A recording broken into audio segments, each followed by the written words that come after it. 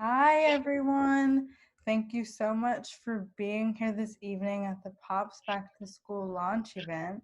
My name is Harmony Ross. I'm a senior at Millennium, and we are a group of high school students and alums, and we created POPs to bring the Piedmont community together to support Oakland organizations that fight for educational equity. Our organization is a long-term initiative, and our website is a hub for donating, learning, and building community. It was amazing to see the outpouring of support from our community during our last campaign. We were able to raise over $62,000. Our team has grown, and we now hope to keep the momentum strong by constantly challenging and redefining Piedmont's role within the larger community. Please know we are not here to tokenize the less fortunate, but to use the overflowing resources and engagement of Piedmont to support different organizations and community-based leaders who have dedicated their time to uplifting their Oakland and Bay Area schools and youth. As of 2019, around 45% of Oakland Unified School District students did not have access to home internet. In this campaign, we hope to help break down the digital divide and other inequities exacerbated by the coronavirus pandemic. POSD started school this week, and we are all thinking about what remote learning looks like for us. But today, we really want to take the time to focus on what it looks like for our greater community. Today, we will be hearing from representatives from the two Oakland-based organizations that we are collecting donations for, Oakland Reach and the A to Z Fund, as well as community members about their perspectives on the challenges posed by remote learning. But before we start, we want to take the time to do a land acknowledgement and make it clear that we are on stolen land here in Piedmont from the Chochenyo Ohlone people. We want to encourage positive chat culture today. If a speaker says something and it resonates with you, pop it in the chat. If you just donated money and you want us to know, pop it in the chat. We want to inspire each other to support the efforts we will hear about shortly. Our fundraising goal this hour is $15,000. All donations are tax deductible thanks to our fiscal sponsor, the Oakland Ed Fund. 10% of the proceeds of this fundraiser will go towards the Oakland Ed Fund in their efforts to lead the development of community resources in Oakland Public Schools. We are putting the link in the chat now, so start donating. And without further ado, I'm so excited to announce our first speaker, Mira Colon, a senior and ASB Vice President at Skyline. Hi, everyone. Thank you, Harmony. As Harmony said, my name is Amira. I am a senior and ASB Vice President of Skyline High School, the largest Oakland public high school in Oakland. And I want to start off by just saying thank you for having me. I am very grateful to be given the opportunity to speak on my experiences in OUSD and especially with distance learning and how that transition has been, especially with everything going on in the world. So I have grown up going to all Oakland public schools, some of which were so poor or unorganized I had been too embarrassed to claim them as mine.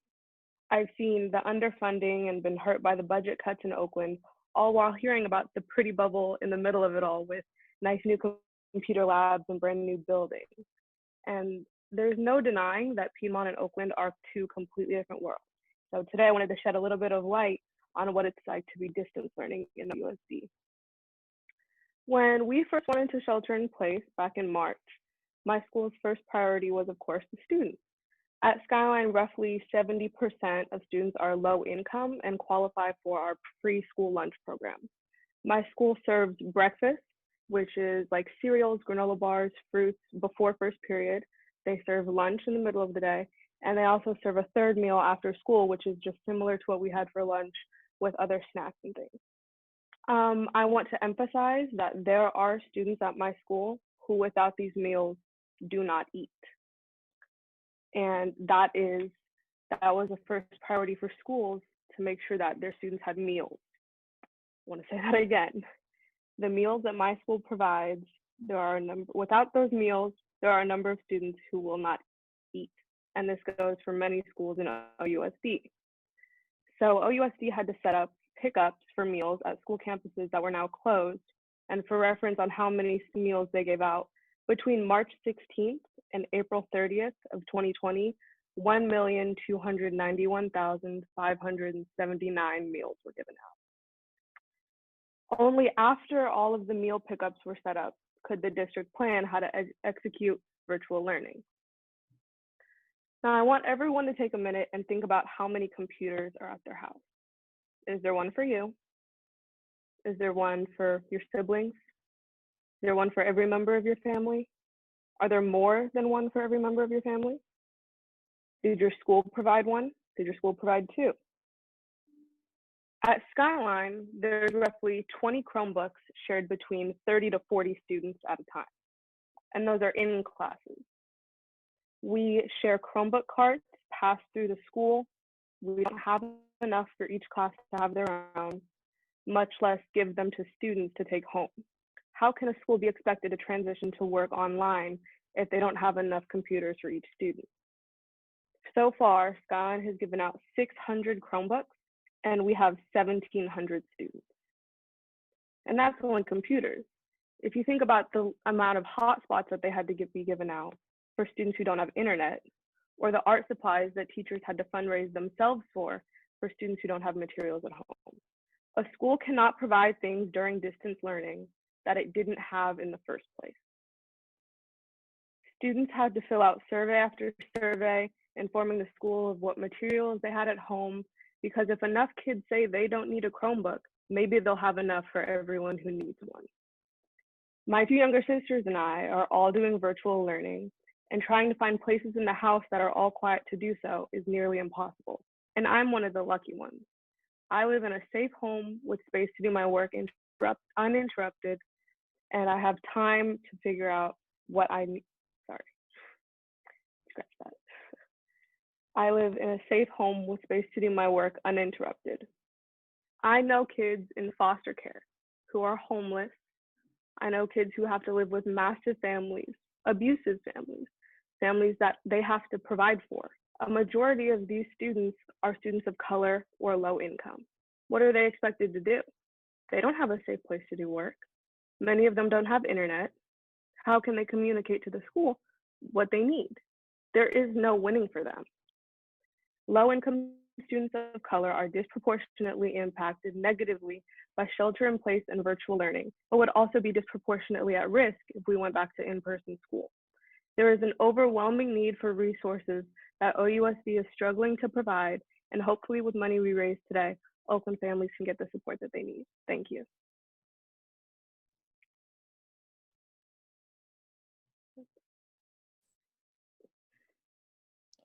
Thank you, Amira, for telling us more about OUSD and her own experience. I am so excited to introduce the second speaker of the evening, Lakeisha from the Oakland Reach. Good evening, everyone. And thank you for having me tonight. I'm just really excited for our organization to be highlighted, just really a blessing. I want to start a little bit with my story, okay? So my name is Lakeisha Young. I'm the co-founder and executive director of the Oakland Reach. And see, I am where I am today because my grandma and mama had bigger dreams for me than they were able to accomplish and did something about it. My grandmother, Shirley, she only made it to the 9th Jim Crow South. She then became a mother to my mother at 16. Her dream for my mother is that she would graduate from high school, and she did. But my mom had bigger dreams for me. She wanted me to graduate from college. She knew it would take me further than just a high school diploma. And as a single mother, she worked 2 jobs for me to attend private schools. And I became a first generation college graduate. And so as a parent, I have big dreams for my children to attend college. But I quickly learned how hard accomplishing this dream within the Oakland public school system really is. I live in a neighborhood where my neighborhood school is in the bottom 5% of schools in California. When my daughter was starting kindergarten, we were assigned to a school that was likely to close before she made it to second grade due to low performance. My daughter was not going to attend that school, no way. And during that experience, I knew that I would have to become a fierce advocate for higher quality education for my kids. And I knew that there were more parents with stories like mine and much worse than mine. More parents trying to get their children access to a quality education. I knew we needed a movement and that this movement had to start with parents who were fighting alone, advocating all day, every day for their children. Parents who had had enough of this broken system and were ready to disrupt it. Parents who were hungry to learn. I wanted a group that could spark a movement. And so began the Oakland Reach. We are a parent-run organization, empowering parents from our most underserved communities to demand better schools for our kids. Not ask, not hope for, but demand. Since then, the Oakland Reach has engaged over 5,000 parents by hosting one-on-one conversations about how schools are doing. We have also had over 450 parents go through our Oakland Family Advocacy Fellowship, providing the leadership training needed to disrupt the system that have left students behind far too long. We also had our first legislative policy win when the Oakland Unified School Board unanimously approved our policy called the Opportunity Ticket, a policy that provides the most vulnerable students higher preference for enrolling in quality schools. See, we are helping parents recognize their power and take action. Our work at the Oakland Reach is needed now more than ever. In a global pandemic, a recession, and with school buildings closed for the foreseeable future. But let me be very clear about something. We were already in an education crisis before COVID. In the normal world, a third of our kids were reading on grade level. So when COVID came and our district told us that the goal of their planning was continuity of learning, we knew we had to launch our biggest, boldest work yet. Our families don't want continuity of learning. They don't want continuity with the broken, dysfunctional past. We don't want continuity with our kids ending up with transcripts that don't even give you a shot at college and with schooling that doesn't lead to a future. So we got to work. We had to first start with basic needs to ensure our families who took immediate economic hits could stay in their homes, keep the lights on, and put food on the table. We moved urgently within days of the city's stay-at-home order to launch the Reach Relief Fund. Our team raised and distributed over $350,000 in emergency cash assistance to over 1,000 families twice to help pay for rent and groceries. Now, how could we mitigate learning loss? Or more than that, accelerate learning with schools closed? And that led to a vision for an Oakland citywide virtual family hub, a one-stop shop supporting families' economic survival and their children's educational success. Over the summer, our hub launched with 200 students and ran 5 days a week and offered 3 hours every day of live instruction with an Oakland teacher, including afternoon enrichments for martial arts, urban farming, and creative writing. Every child received a computer, and every family who needed one had a hotspot. In addition to that, each family was provided with a family liaison. It's almost like an educational social worker that just has your back, helps you set up an email, and helps talk you off the ledge if it's getting too hard. We involved families who had never witnessed the instructional process before. We made parents partners in strengthening their children's learning and savvy in virtual practices in the future. And we got some recognition for it. Our hub has been featured in local, national, and international media, from Time Magazine to KQED, BBC News, Univision, the San Francisco Chronicle, and much more. The hub shows that as hard as this tragedy is hitting our families, there's still a lot of passion and hope. People's fire, their desires and aspirations for their children, that hasn't died. Today's Friday. Today we close out week 2 of Back to School. Earlier in my speech, I mentioned my daughter being in kindergarten. Well, this year, my daughter started as a senior in high school. She has spent her first 2 weeks of school receiving only 50 minutes a day of instruction. How is she supposed to compete? How is she supposed to compete with the Piedmont kids? How is she supposed to be prepared for college? More than 50% of our parents say that they are worried about learning loss this fall and are not happy with the instruction their children are receiving from the start of the school year. And 96% of them say they need our hub to continue this fall to help keep their families up. We can't see our children's future disappear into this pandemic. So we're working to move forward. We are we are working to move forward our fall hub, which will launch in September. And there are more families that need the hub. We plan to double the number of students we serve from 200 to 400 families to students. But we can't do it without your support. Since COVID-19 started, over 420 individual donors have donated to support our efforts.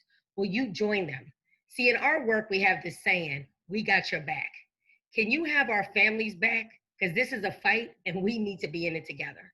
Thank you so much for having me, and we appreciate your support. Thank you so much, Lakeisha. It was so moving to hear more about your story, your work, the Oakland Reach, and where these donations will be going. Now we will hear from Tony, a parent impacted by the Oakland Reach's support program. Good evening, everyone. Thank you so much, Lakeisha, for creating the Oakland Reach. I'm gonna start off with, my name's Tony Rochelle. I'm originally from Oklahoma City, Oklahoma, so I'm not an Oakland native, but Oakland is my home. I've been here for about 16 years now, and my story is that I grew up in foster care. I was a student that was left behind. I was a special ed student. I was a student when I became a senior in high school, my counselor told me that I would never go to college. I looked around and I seen all of my friends applying to schools, OSU, OU, Langston University, and I was trying to figure out what I was gonna do. And I remember my principal telling me, you'll never go to college. And he wasn't the only person that told me that. My caseworker told me that, as well as my foster parents. And if you can imagine being 17, 18 at the time, it was kind of heartbreaking and very devastating, because what was my future going to be like? I'm in my early 30s now. I have two small children. I have a 5-year-old and a 7-year-old, which is kindergarten and second grade. I am what you call a power parent. I wasn't even sure that I had it in me, but because of Oakland Reach is amazing. I met them about 3.5 years ago. I had recently went through a divorce and I had moved to Oakland, California. I was already in the Bay Area, but I moved to the city of Oakland. And at the time, I had to register my daughter, which at the time she was going to TK. And they gave me a list of schools of where my children should go to. And, you know, I picked this school because of the name. The school that I picked was St. Kofa. And for me, I was like, oh, the name is beautiful. It's in a good location because I work downtown Oakland. You know, I can get back and forth. And my son was going to West Oakland. So I thought that was a good decision that I made. I looked at the website. I seen all the wonderful things that they were doing. But I didn't really quite do my homework like I should have. But one of the reasons I didn't do my homework is because I didn't know. I had no education through Oakland. I had no history with Oakland, so I didn't know. I was just trying to get my child into school. And if you can imagine, every day I'm rushing to drop one kid off and drop the other kid off, walk her in because she's in TK. And I see these people in these yellow shirts, and they have been out there a couple of other times, and I kind of just like brushed them off because I'm rushing to get to work. And finally, this day, it was cold. It was cold, and they had hot chocolate, and I think they had donuts, but I know for sure they had hot chocolate. And I finally decided to give it a chance and see what, you know, these yellow shirts was about. And once they started to tell me about their program and how they're here to support Oakland students and Oakland parents, I was sold. And from that day forward, we have been a family. And when I say we have been a family, I have got educated about the history of Oakland, what schools to pick, how to pick a school, and even sometimes, like Lakeisha said, they have our back. I have called and screamed and yelled and cried and called to ask, could you go pick up my child from school? Because, you know, they get a lot of days out of school, and being a single parent, I can't just always get out of school. So I'm so forever grateful for the Oakland Reach. But recently this summer, we were, my family was in the summer hub for the virtual learning for Oakland Reach.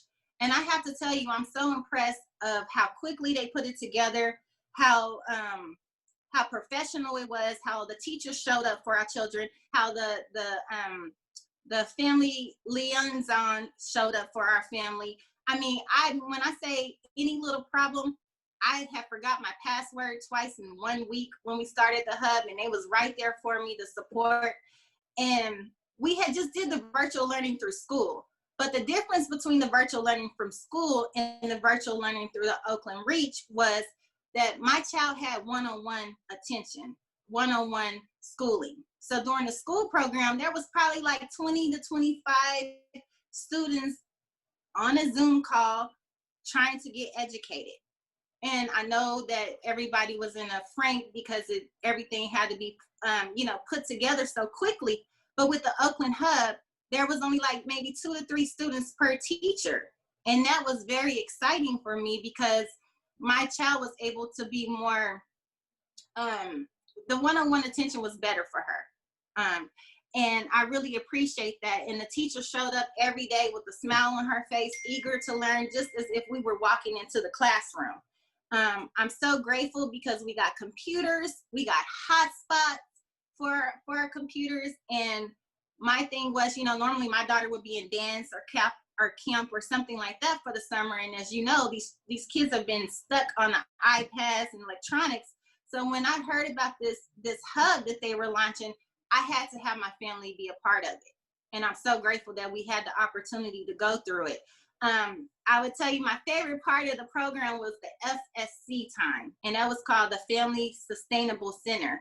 And basically this program, it was like from, I think it was from like 10 to 1 or 10 to 12, but at the last hour of the program, the SFC time was my favorite because that was the time that the parents and the family was able to engage with the student. And we would have reading time, we would have a topic of discussion, we would have a check-in. So it's like they cared about the students, but they cared about the parents, but overall they cared about the families. And I could tear up because I don't know what I would have done with these last 3.5 years without Oakland Reach being by my side.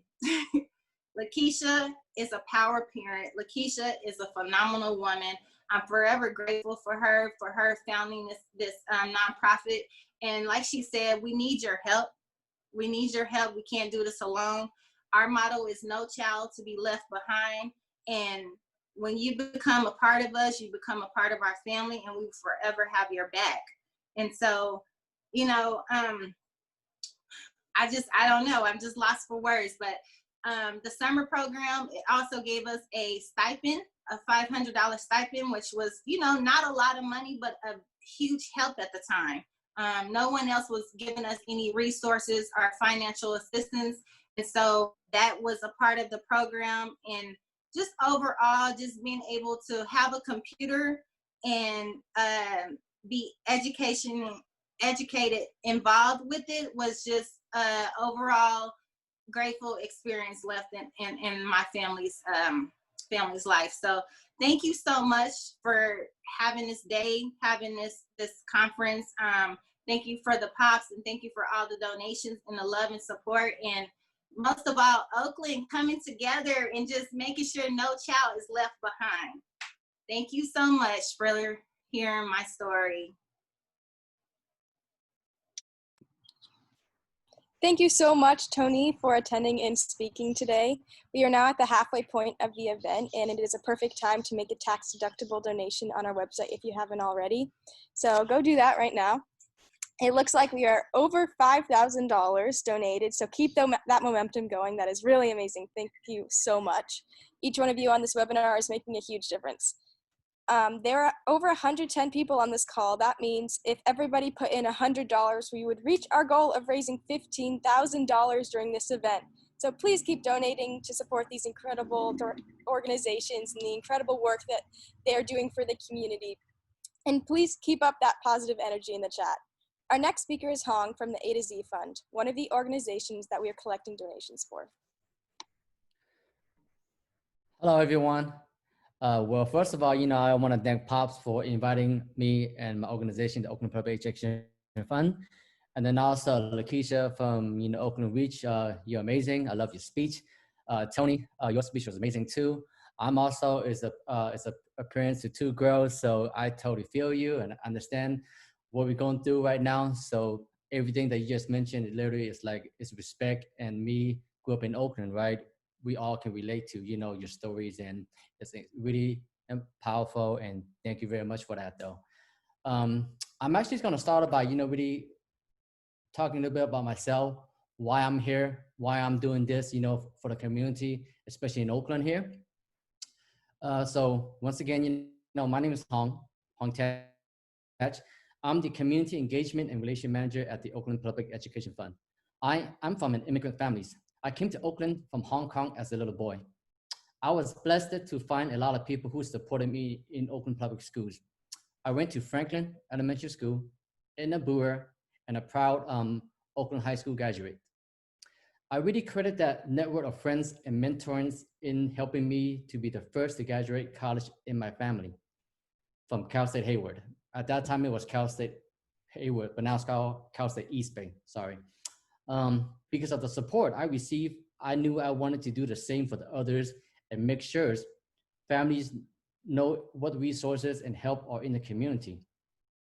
I worked at the Oakland Public Education Fund for almost 4 years now, and that's what I get to do, connect people who wants to help with school, students, and family who need supports.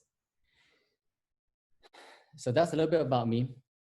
And now I'm gonna talk about my organization that I work for, which I have deeply in love with.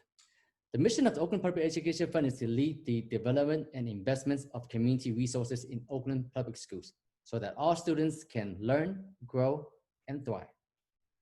As you all may know, 15 Oakland Unified School Districts raise $5 million annually through their PTAs, while the other 70 schools raise a small fraction of that.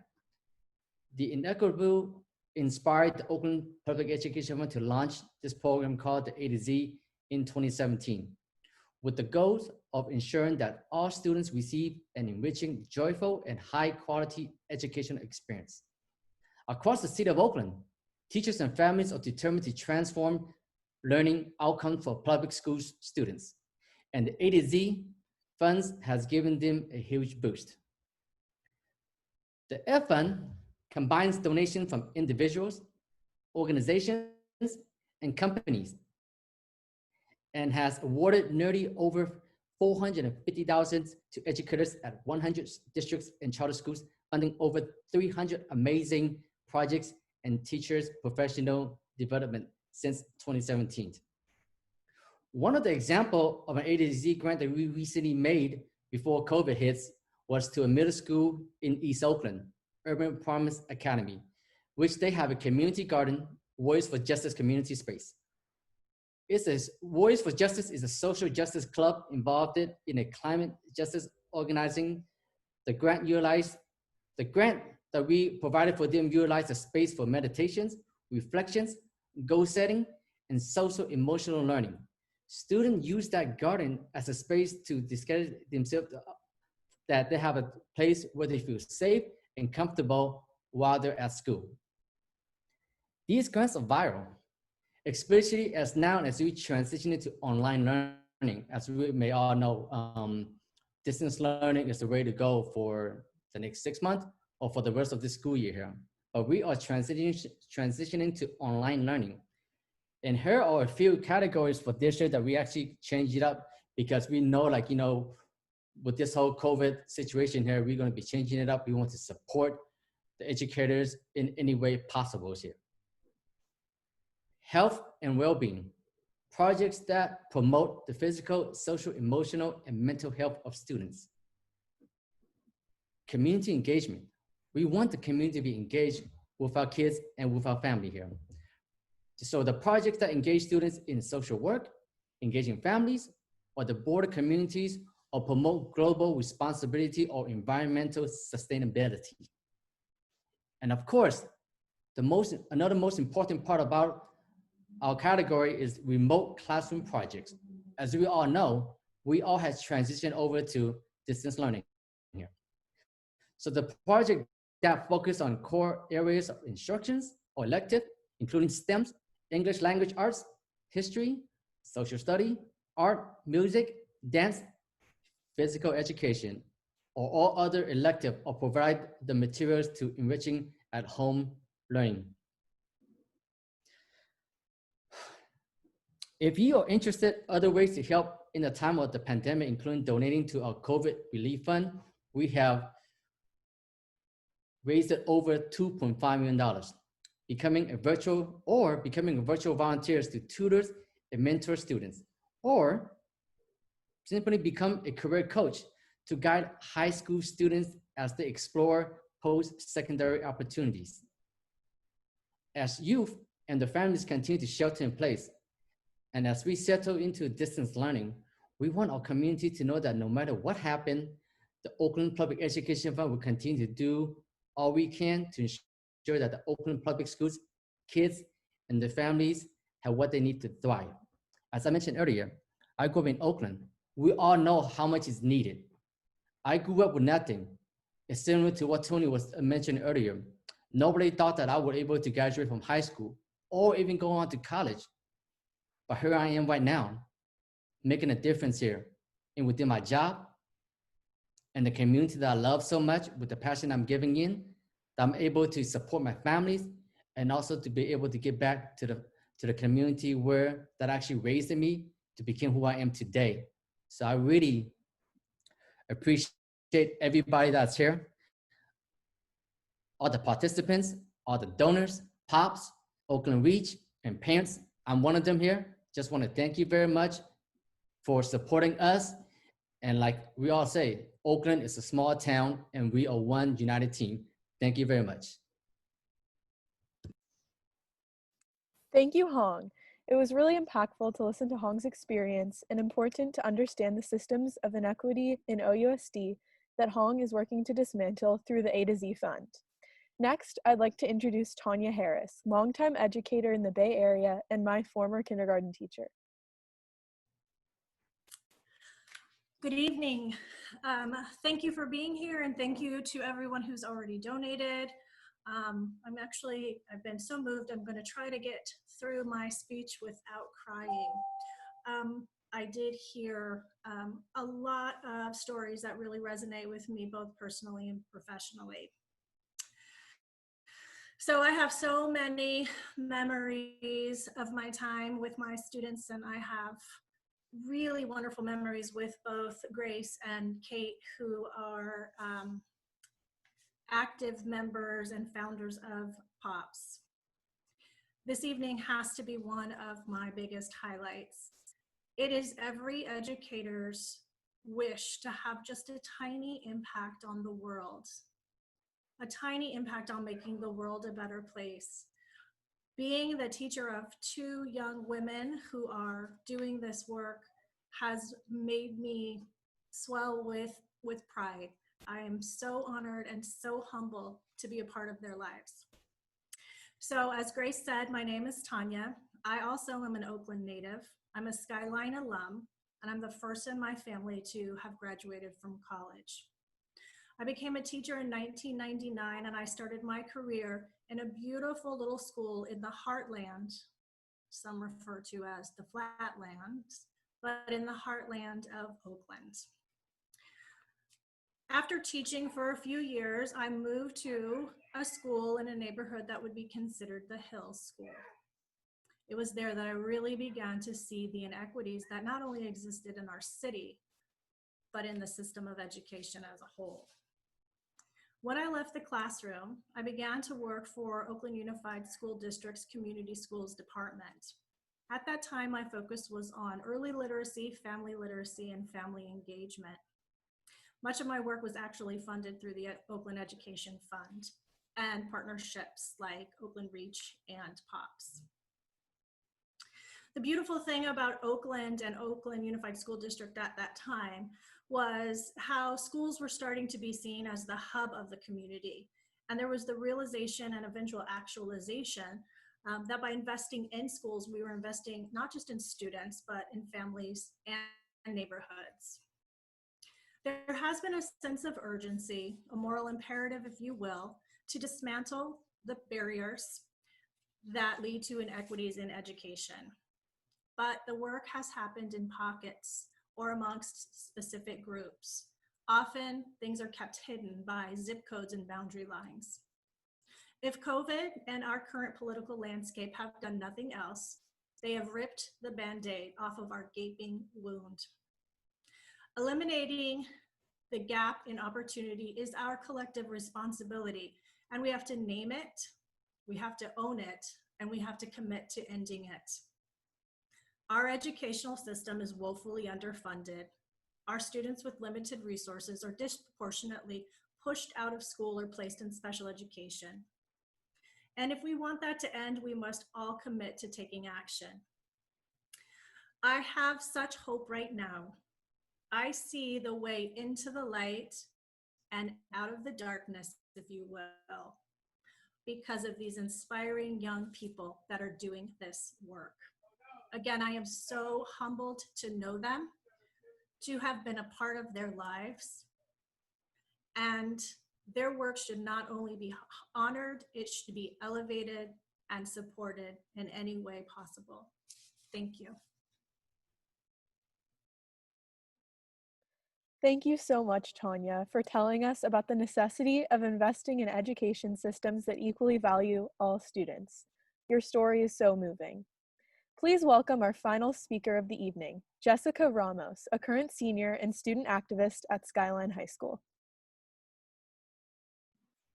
Hi, everyone. I would like to formally introduce myself. I am Jessica Carolina Ramos. My pronouns are she, hers. I am from Oakland, California, and have attended Oakland Public Schools my whole life, from International CDC to Think College Now to Montero Middle School, and now a senior at Skyline High School. This year, I got the opportunity to be elected to represent over 36,000 students at the Oakland Unified School District, to be the student director for this school year. A little background on me: I am the first generation Latina from my family who will be the first, hopefully, to go to a four-year college. My parents are hardworking parents who are able to stay in Oakland because most families also get pushed out. Being a student in Oakland, I have witnessed a lot of students be pushed out of Oakland because of gentrification. Many students travel up to 50 miles to continue their education in Oakland. There are so many problems, but not many solutions being because of funding. Now, many East and West Oakland students like myself do not have access to the internet or computer because of COVID. And we have to lean on to distance learning, even though it may be hard for a lot of families. I myself lost access to internet. A lot of my classmates did too. A lot of my classmates to this day only have a phone or a smartphone to be able to do an essay. Now, imagine doing an essay through a phone. If texting hurts my fingers, imagine writing a 5-paragraph essay on a small little screen. So many problems surface because of the distance learning. Many of our teachers could not connect to our students. My mom is an assistant teacher, and she just barely got her own computer. This is called the digital divide. Most of our families are low income. Most of our students are homeless or are couch hopping. Most of our students depend on school breakfast and meals to be able to eat. Most of our students just need to get out of their homes because it's unstable to live in their neighborhoods or just have police every night and the sirens, of course. This is why just giving the smallest amount, you can be able to help out students, be able to continue their education and make a difference in a student's life. I hope this gives you a little insight on what students go through on a daily basis. Thank you.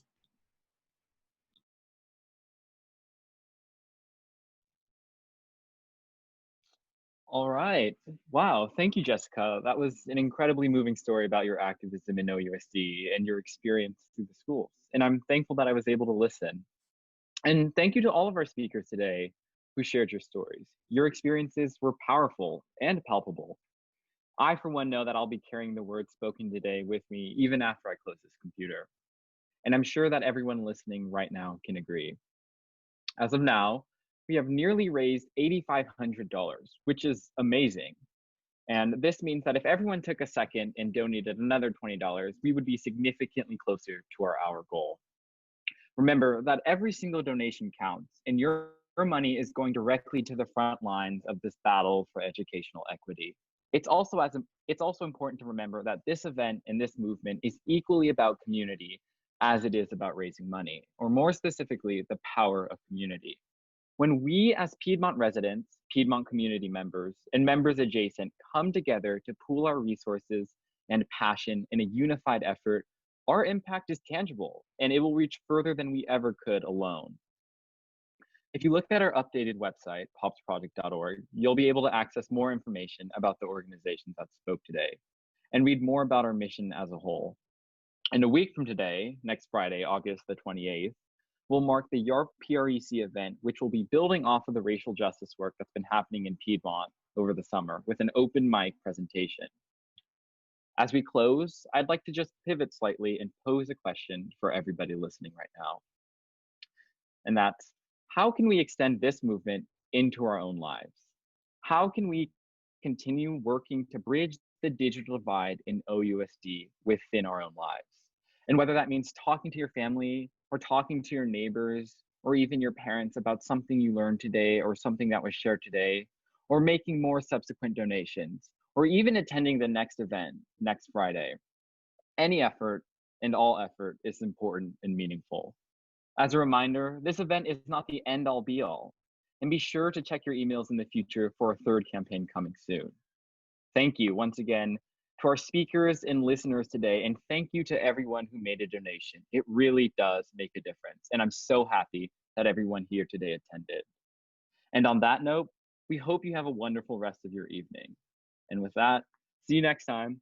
Bye.